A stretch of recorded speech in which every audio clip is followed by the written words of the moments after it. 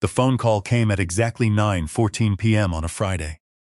Less than 15 hours before my only daughter was supposed to walk down the aisle.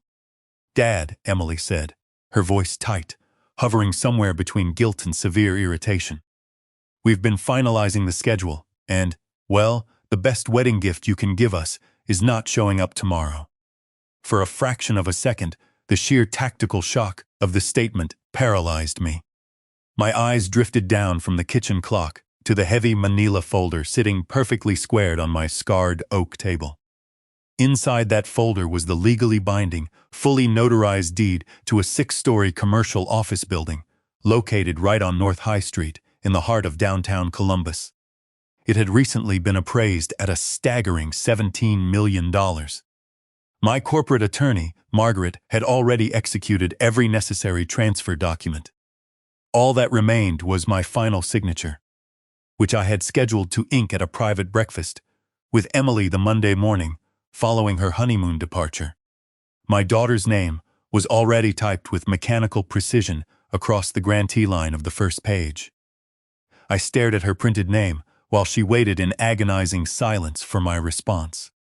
I didn't yell, I didn't beg. Decades of military discipline kicked in, chilling my blood to absolute zero. "Okay," I said quietly.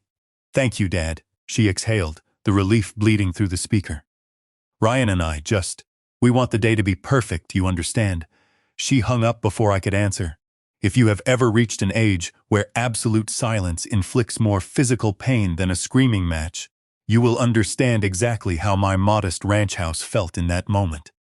The ceiling fan clicked rhythmically overhead, the refrigerator hummed. Everything looked completely ordinary, yet the foundational pillars of my entire life had just been detonated. I am Richard Bennett. I spent 12 brutal years as a combat engineer in the military, learning how to build impenetrable structures and how to systematically demolish them. When I came back stateside, I didn't buy sports cars or tailored suits. I drove a beaten-down Ford F-150. I wore steel-toed boots and faded flannel. I bought neglected, structurally compromised commercial properties that the banks had abandoned, and I rebuilt them from the concrete up. I negotiated mercilessly, fixed the roofs myself to save capital, and quietly amassed a real estate portfolio that generated massive generational wealth. But I never showed it. I never flaunted it. Before my wife Susan passed away 15 years ago from cancer, she made me swear a solemn oath as she lay in that sterile hospital bed. "Don't let money become Emily's measuring stick," Susan had whispered, squeezing my calloused hand with the last of her failing strength. "Help her when she's drowning, Richard, but don't raise her to expect a golden parachute. If we're lucky enough to leave her an empire someday, let kindness surprise her." I kept that promise like a sacred vow. To the outside world, and even to Emily, I was just a comfortable retiree who had done okay in real estate and now spent his days tinkering in the garage. I deliberately cultivated the appearance of a blue-collar senior citizen living on a fixed income. That was fine, until Ryan entered the perimeter. Ryan was Emily's fiancé. He was a corporate management consultant, one of those slick, fast-talking predators who wear custom navy blazers, flash titanium credit cards they can barely afford, and speak entirely in hollow buzzwords like synergy and scalable assets. He was a man who believed appearance was the only currency that mattered. And from the very first dinner where I met him, he had sized me up and classified me as completely worthless. Over the past 2 years, the subtle disrespect had mutated into open hostility. Ryan would walk through my modest home, sneering at the faded carpets, asking when I planned to upgrade my lifestyle. He mocked my old truck. He treated me not like a father-in-law, but like an embarrassing, glorified handyman who happened to share DNA with his bride. And the devastating part was that Emily allowed it. She didn't just allow it, she adopted his perspective. She started asking me to park my truck around the block when I visited her apartment so Ryan's friends wouldn't see it. She criticized my suits, the father who had carried her on his shoulders, the man who had paid for her college in cash, was slowly, systematically being replaced. But the final nail in the coffin hadn't been this phone call. It had happened 3 days ago, I had stopped by the country club, where they were having their rehearsal dinner prep, planning to drop off a vintage pearl necklace that had belonged to Susan. I walked up to the private suite door, my heavy boots silent on the plush carpet. The door was cracked open. I overheard them. "I'm just saying, Emily."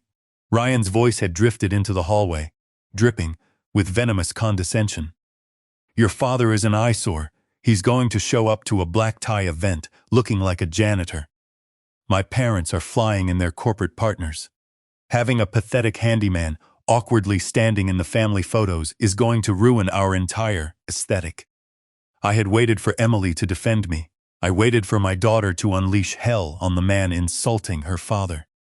Instead, she sighed. "I know, Ryan. He doesn't understand our world. I'll talk to him. I'll figure a way to keep him in the background."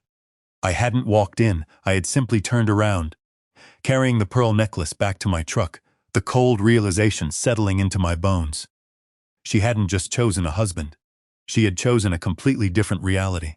Now, sitting in my kitchen after the disinvitation, I reached across the table and picked up the manila folder containing the $17 million deed. I didn't tear it up in a fit of emotional rage. I operated with the calculated, lethal precision of a soldier executing a scorched earth protocol. I stood up, my joints popping in the quiet house, and walked down the hallway to my study. I pushed aside a heavy oak bookcase, revealing the biometric keypad I had installed myself. I pressed my thumb against the scanner. The locking mechanisms disengaged, and the heavy reinforced door swung open to reveal my secret room. It was a climate-controlled vault where I kept my military commendations, my encrypted servers, and the true, staggering extent of the Bennett High Street Holdings LLC financial records. I walked over to the heavy steel desk, picked up my secure satellite phone, and dialed Margaret's private number. It was late, but she answered on the second ring. "Richard, to what do I owe the pleasure at this hour?" "Cancel the transfer, Margaret," I said, my voice as hard as forged steel. There was a profound silence on the line. Margaret was a shark in a tailored suit. She didn't rattle easily. But this caught her completely off guard. "Richard, the closing is scheduled for Monday. The building is valued at $17 million. Are you absolutely certain you want to halt the deed execution?" "I am completely certain. Did something happen?" she asked carefully. "I have been officially deemed a liability to their social aesthetic," I replied coldly. "My daughter just informed me that my absence is the greatest gift I could bestow upon them. Therefore, I am granting her exactly what she requested. Total, permanent absence. Shred the documents. Margaret, Emily gets nothing. Understood?" Margaret said, recognizing the unyielding tone of a man who had made his final decision. "I will shred the grant deeds immediately. What are your operational orders for the property?" "Lock it down," I commanded. "I want the corporate shell reinforced. If anyone goes digging, they'll find my name, but I want it fortified. I have a feeling the fiancé is going to start hunting for capital once the honeymoon bills come due." I ended the call. I set the manila folder inside an industrial shredder in the corner of the secret room and hit the power switch. I watched $17 million of unearned grace turn into confetti. Tomorrow, my daughter was going to marry a monster. And I was going to let her, because a combat engineer knows that sometimes the only way a recruit learns to respect a minefield is by walking directly into one. The morning of the wedding, I woke up at exactly 0400 hours. Not out of excitement, but because decades of military conditioning had permanently rewired my circadian rhythm. The house was dead quiet. The soft gray pre-dawn light filtered through the blinds, casting long shadows across the living room. My navy blue suit, the same suit Susan had helped me pick out for our 28th anniversary, the one Emily had derisively called old and embarrassing, was still hanging on the closet door. I walked over, ran a rough hand over the fabric, and then shoved it to the back of the closet. I wouldn't need it today. I was officially a ghost at my own daughter's wedding. Instead of wallowing in grief, I made a pot of black coffee, sat down at my encrypted terminal in the secret room, and went to work. I had spent 12 years doing counterinsurgency and tactical recon in hostile territories. Tracking a soft-handed corporate con artist like Ryan was child's play. I routed a secure connection through my firm's network and started running deep background analytics on Ryan's so-called consulting history. It took less than 3 hours for his entire polished facade to violently crumble onto my screen. Ryan wasn't a successful consultant. He was drowning in massive, insurmountable consumer debt. His titanium credit cards were maxed out, his luxury sports car was leased, and he was 3 months behind on the payments. But the most damning piece of intelligence I uncovered was a hidden directory on a cloud server linked to his primary email. I cracked the password with a basic brute force algorithm. Inside was an Excel spreadsheet meticulously tracking wealthy families across Columbus, Cincinnati, and Indianapolis. It was a hunting list. He had categorized widows with substantial real estate, daughters of corporate CEOs, and heiresses, and right there, on row 14, was Emily. Next to her name, Ryan had typed a chilling operational note: father appears modest and blue-collar. Verify underlying family assets before committing to marriage. He hadn't been hunting for love. He had been executing a calculated financial extraction. And Emily, completely blinded by his tailored suits and manipulative charm, had practically handed him the keys to the vault. A cold fury settled in my chest, replacing any lingering sorrow. I downloaded the entire spreadsheet, encrypted it onto a secure flash drive, and slipped it into my pocket. By 1400 hours, the exact time Emily was scheduled to walk down the aisle, I was standing on the empty 6th floor of my North High Street building. The suite had floor-to-ceiling windows, offering a commanding view of the Columbus skyline. I had originally planned to bring Emily up here on Monday morning. I had vividly imagined handing her the $17 million deed, pointing out over the city, and telling her that this empire was her legacy. Instead, my phone buzzed in my pocket. It was a notification from social media. One of Susan's old church friends had tagged Emily in a photo. I opened it. There was Emily looking radiant in a white dress, standing under an arch of pale flowers. Ryan stood beside her in a custom black tuxedo, smiling with the greasy satisfaction of a man who believed he had just closed the most lucrative deal of his life. But what felt like a physical blow to the chest was the man standing to Emily's right, holding her arm, posing for the quintessential father-daughter portrait. It was Ryan's father, Charles, a wealthy, polished banking executive. I had been completely, systematically replaced. The caption read, "A beautiful day." Charles was so honored to step in and walk Emily down the aisle. A true family. I zoomed in on Emily's face. She looked happy, but there was a tightness around her eyes, a forced rigidity in her smile. She had successfully excised the embarrassing handyman from her perfect aesthetic, but the void I left behind was impossible to fully mask. I locked my phone and stared out at the city traffic below. I didn't shed a tear. You don't cry over a compromised asset. You secure the perimeter and let the hostile forces exhaust their own supplies. At 14:17 hours, Margaret called my secure line. She never called on a Saturday unless it was an absolute critical emergency. "Richard," she said, her tone professional but laced with concern. "I just wanted to formally confirm the tactical cancellation of the Monday transfer. The shredding protocol is initiated, but I need verbal authorization to finalize the void." I looked out at High Street. A delivery truck was blocking traffic, while a driver angrily argued with a man in an expensive suit. The world kept turning. Authorization granted, Margaret. Execute the void. The North High Street property remains strictly under the Bennett LLC. Understood, Margaret said softly. "Richard, are you all right?" "I know today is the wedding. I am operating at peak efficiency, Margaret," I replied. "I need you to prepare a defensive legal perimeter around my entire portfolio. I want aggressive corporate shielding. When Ryan realizes his new wife doesn't have access to a trust fund, he's going to start digging. When he hits my perimeter, I want him to hit solid titanium. I'll have the legal barricades erected by Monday morning," she promised. I hung up, walking out of the empty suite. Down on the street, people were laughing, going to lunch, living their lives, completely oblivious to the fact that miles away, A predator had just legally infiltrated my family. But they didn't know the other half of the equation. The predator had just locked himself in a cage with a man who specialized in demolition. 3 weeks passed. The newlyweds returned from their extravagant honeymoon in Cancun, a trip that Ryan had undoubtedly financed on high-interest credit, assuming he would soon be swimming in Bennett family capital. For 3 weeks, Emily sent exactly 2 text messages. The first read, "We made it to Cancun safely." The second, sent a week later, simply said, "Hope you're doing okay." Not "I'm sorry," not "I wish you had been there." Just "okay." I didn't respond to either. Silence is the most terrifying weapon in a veteran's arsenal. It forces the enemy to invent their own worst-case scenarios.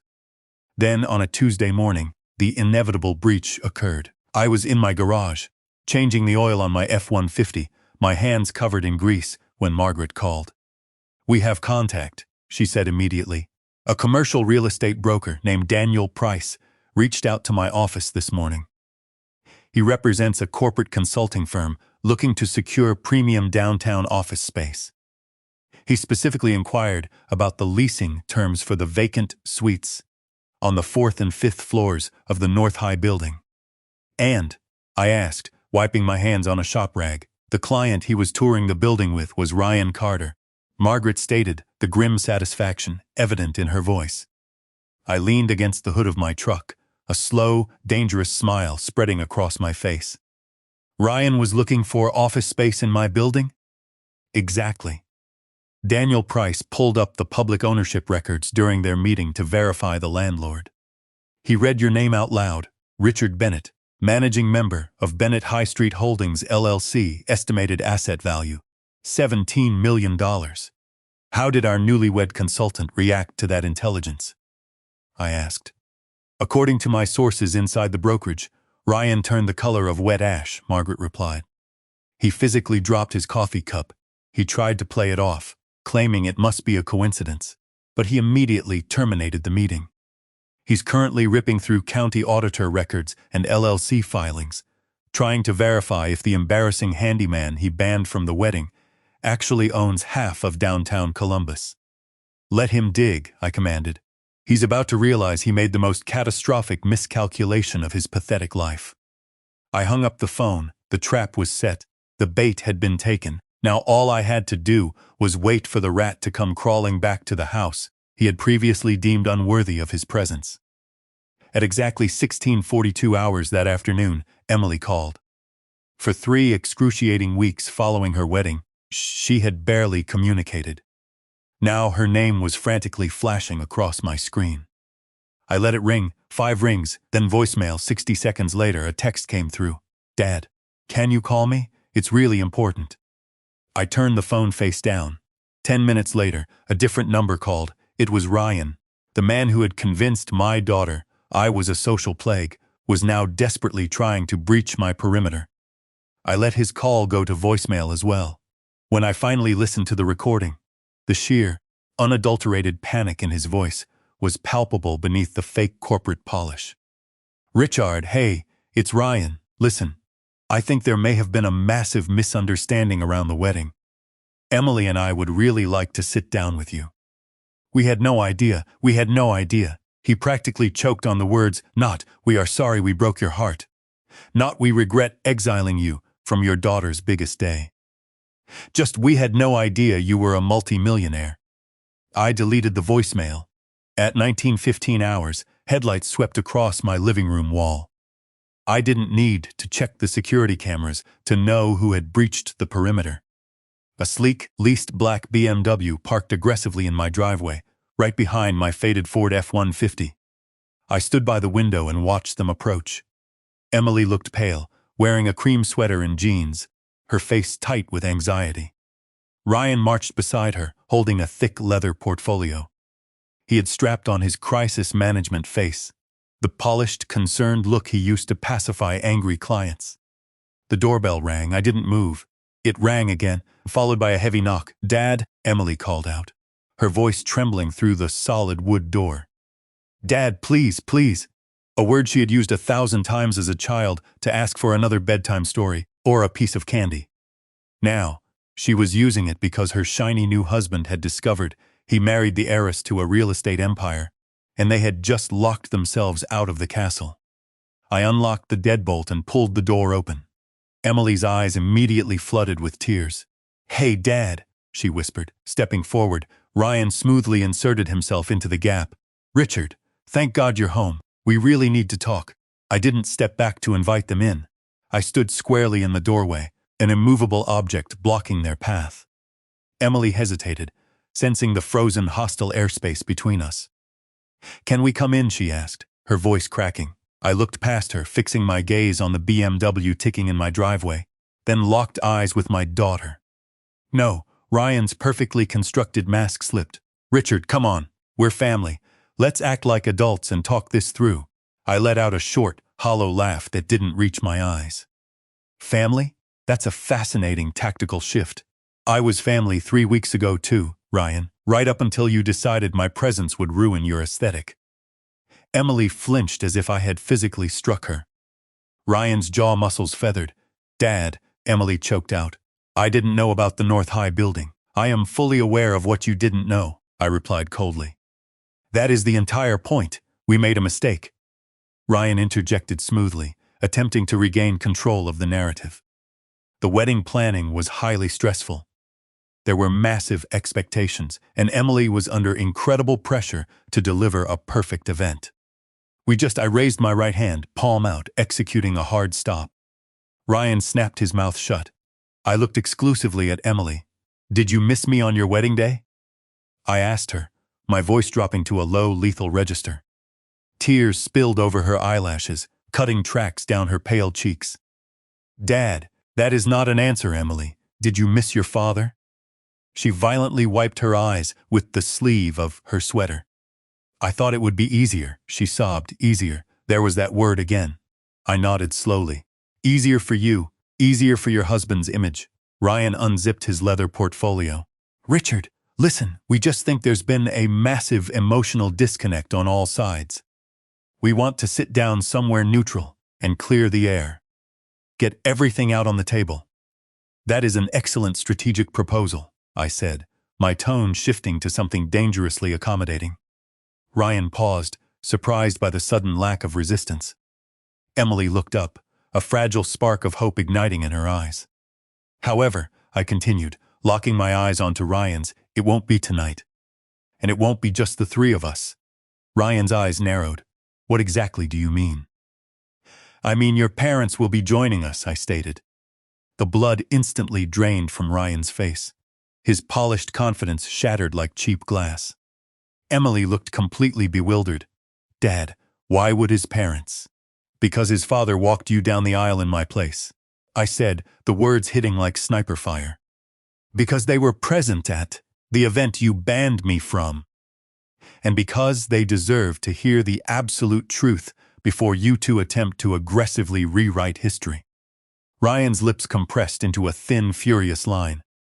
"I don't think involving my parents is necessary, Richard. It is a non-negotiable term of surrender," I fired back. Emily reached out, her fingers trembling. "Dad," I softened my voice, but the weight of my words was crushing. "You wanted me invisible at your wedding, Emily. I gave you exactly what you requested. Now, I am demanding one dinner where the truth is mandated to sit at the table. If you refuse, this door closes and it never opens again." The porch light buzzed aggressively above us.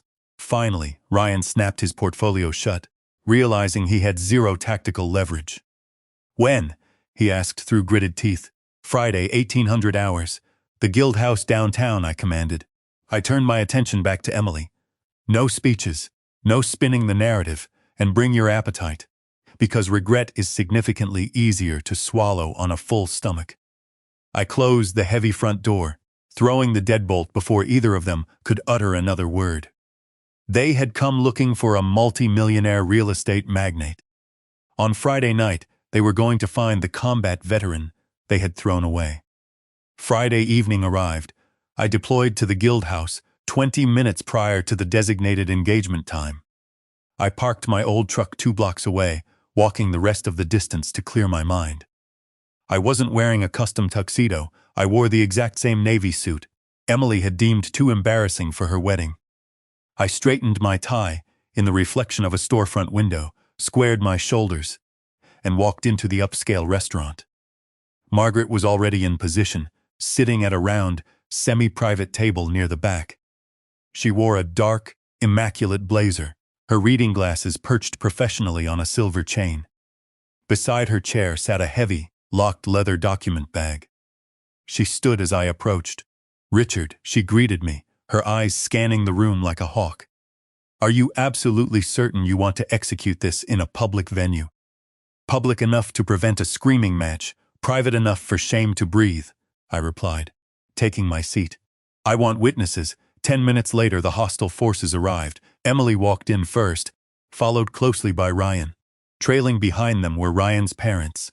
Charles Carter possessed the stern, arrogant face of a man who had spent 40 years in corporate banking. A man used to giving orders and having them instantly obeyed. His wife, Diane, was draped in pearls, her eyes darting nervously around the upscale dining room. Emily froze when she saw me sitting there in the old navy suit. For a fraction of a second, the polished facade cracked, and she looked exactly like the little girl I used to carry on my shoulders. Then Ryan placed a controlling hand on the small of her back, shoving her forward, and the illusion vanished. "Dad," Emily whispered as they reached the table. "Emily," I acknowledged, remaining seated. Ryan flashed a tight, extremely fake smile.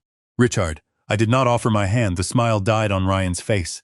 Charles cleared his throat, pulling out a chair for his wife. "Well," he announced in a booming, authoritative voice, assuming immediate command of the table. "I understand there has been some severe confusion regarding the wedding." Margaret's left eyebrow twitched.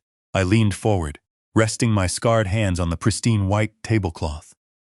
"Sit down, Charles," I said, my voice cutting through his authority like a plasma torch. "There is no confusion, but we are about to clear everything up." The waiter arrived, but no one ordered food. The air at the table was thick enough to cut with a combat knife. Diane nervously ordered a glass of white wine.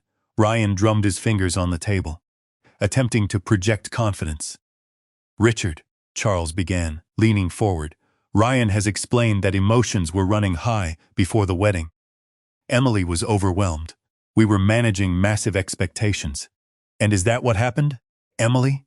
I interrupted, my gaze locked onto my daughter. "Were you simply overwhelmed?" Emily stared down at her lap, unable to meet my eyes. Ryan immediately answered for her. "Yes, Richard, that's exactly what happened. She was stressed." "I did not ask you," I snapped. The entire table flinched. I turned back to Emily. "Tell them exactly what you told me the night before the wedding."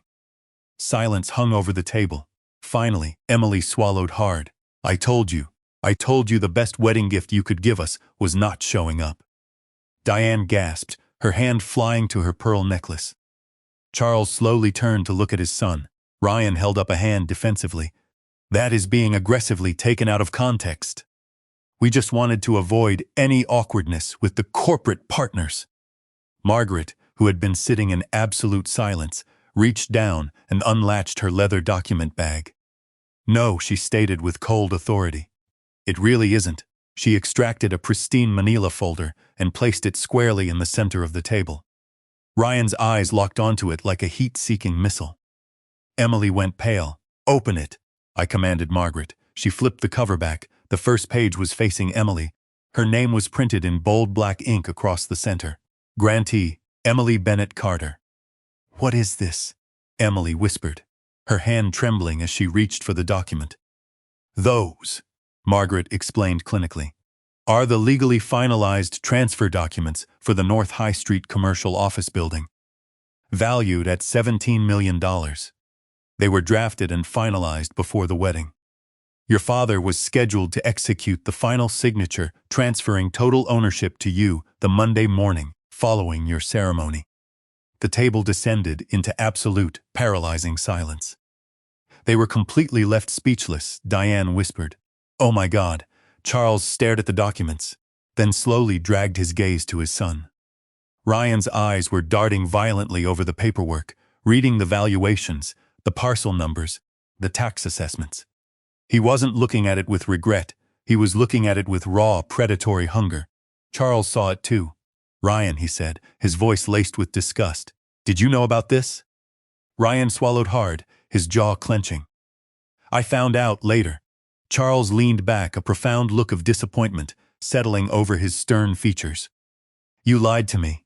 You told me her father was a low-level handyman who was refusing to attend the wedding out of petty spite. He was going to ruin the aesthetic." Ryan hissed defensively. "Look at him. He looks like he changes oil for a living." Emily finally looked up at me, her eyes brimming with horrified realization. "You were going to give this to me?" "After the wedding?" "Yes," I answered stoically. "Why?" she sobbed, burying her face in her hands. "Because a father's love shouldn't be conditional on how he is treated," I said. "But then you made it violently clear that my presence was a humiliating burden. If I had shown up in my old suit, parked my rusted truck out front, and had no $17 million building attached to my name, would I still be family, Emily?" She cried harder, the sound cutting through the quiet restaurant. "Dad, please, I'm so sorry," Ryan suddenly snapped. The realization that $17 million had literally slipped through his fingers due to his own arrogance broke his carefully constructed facade. "This is absolute bullshit," he snarled, slamming his fist on the table. "You're just trying to manipulate her." "You set us up!" He lunged forward across the table, aggressively reaching for the transfer documents. "These belong to my wife." One fatal mistake, he didn't even see my hands move. Decades of close-quarters combat training took over instantly. As Ryan grabbed the edge of the folder, I shot out of my chair, seized his extended wrist with my left hand, twisted it sharply, and drove a devastating right cross directly into his jaw. Crack! I punched him in the face with enough force to snap his head back violently. Ryan collapsed backward, his chair tipping over, sending him crashing onto the expensive hardwood floor. He groaned, clutching his rapidly swelling jaw, a thin line of blood trickling from his split lip. The restaurant fell dead silent. A waiter dropped a tray of glasses. I didn't break a sweat. I simply adjusted my suit jacket and looked down at him. "Do not ever reach for what does not belong to you." Charles stood up, ignoring his son, groaning on the floor. He looked at me, a profound respect replacing his previous arrogance. "Richard, I owe you a massive apology. I raised a son who mistook appearance for character. And he just proved exactly what a fool he is." Charles turned to his wife. "Diane, we are leaving." Now. They walked out of the restaurant, without looking back at Ryan. Emily sat frozen in her chair, staring at the man she had married, now whimpering on the floor, exposed as a pathetic gold-digging coward. Margaret calmly closed the folder and slid it back into her leather bag. The definitive click of the latch sounded like a gavel falling. "These papers were a gift," I said to Emily, my voice devoid of anger, leaving only cold truth. "But respect was the unwritten condition. I still love you, Emily, but love is not permission to continuously disrespect me." I turned and walked out of the guild house, leaving Ryan bleeding on the floor and my daughter to face the devastating reality of the bed she had made. 3 months passed. The silence between Emily and me was absolute. I spent my days renovating my boat, reading on my back porch, and letting the dust settle. Then, one night at 0200 hours, my secure phone vibrated on the nightstand. I grabbed it, a text message from Emily. "The roof is leaking." It was the secret distress code, the code she hadn't used in 10 years. The code that meant, "I am in danger, extract me immediately. No questions asked." I was out the door and in my truck in 90 seconds. When I arrived at her upscale apartment complex, she was sitting on the curb in the freezing rain, holding a single duffel bag. She looked shattered. She climbed into my truck, shivering uncontrollably. "He wasn't just a jerk, Dad," she sobbed as I turned up the heater. "I found his encrypted files. He had a spreadsheet. He targeted me. He had notes on you. He was a predator. I didn't say, 'I told you so.' I didn't need to. I just put the truck in gear and drove her home. My home." The divorce was brutal, but Margaret shredded Ryan's pathetic attempts to claim alimony with the ferocity of a chainsaw. When Ryan tried to threaten a protracted legal battle, I paid him a private visit. We had a brief, highly classified conversation regarding his undisclosed financial frauds, and he signed the papers the very next day, fleeing Columbus entirely. It has been 2 years since the restaurant incident. Emily lives closer to me now. We don't talk about the building. We don't talk about Ryan. We are slowly, methodically rebuilding the foundation of our relationship, testing the load-bearing walls, one conversation at a time. She parks in my driveway. She doesn't complain about my old flannel shirts. And last week, when I accidentally dropped a wrench on my foot in the garage, she didn't call a handyman. She helped me patch it up herself. I didn't lose a daughter. I just had to burn down the false reality she was living in so she could find her way back to the truth. Never let anyone convince you that your worth is tied to the clothes you wear or the car you drive. Real power is silent. If you've ever had to execute a brutal reality check on a toxic manipulator, sound off in the comments below. Stay sharp, protect your perimeter, and hit that like and subscribe button for more stories of absolute retribution.